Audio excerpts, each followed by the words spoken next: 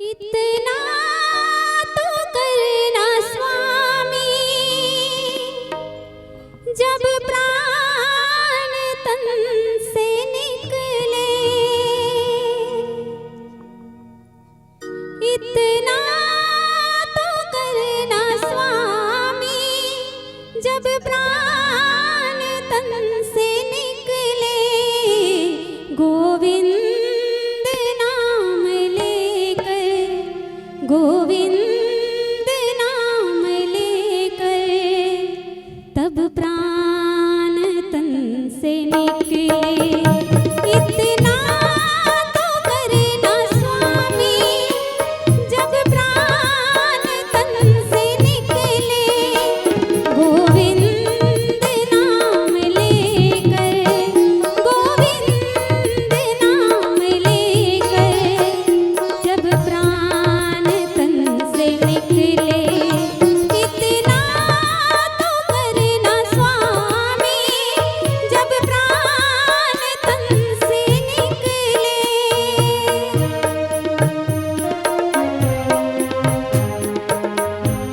ताली के साथ सभी सुनोगे।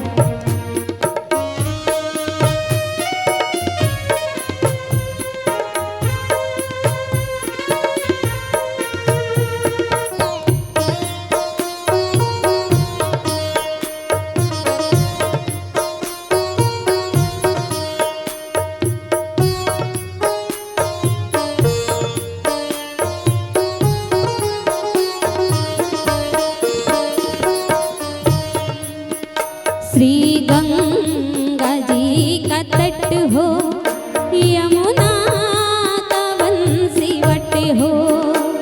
श्री गंगा जी का तट हो, यमुना का वंशीवट हो। श्री गंगा जी का तट हो, यमुना का वंशीवट हो। मेरा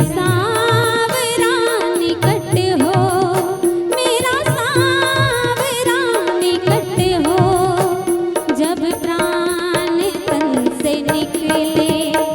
इतना तो करना स्वामी, जब प्राण तन से निकले।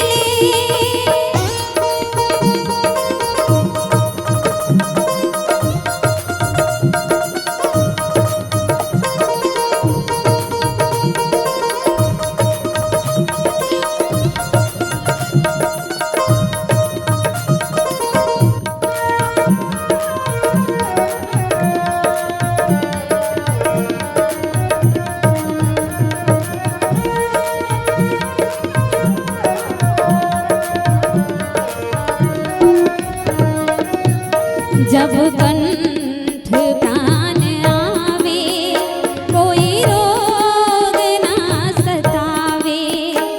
जब कंठ प्राण आवे, कोई रोग ना सतावे।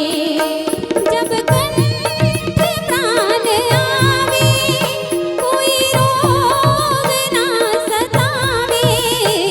यम दर्श ना दिखावे,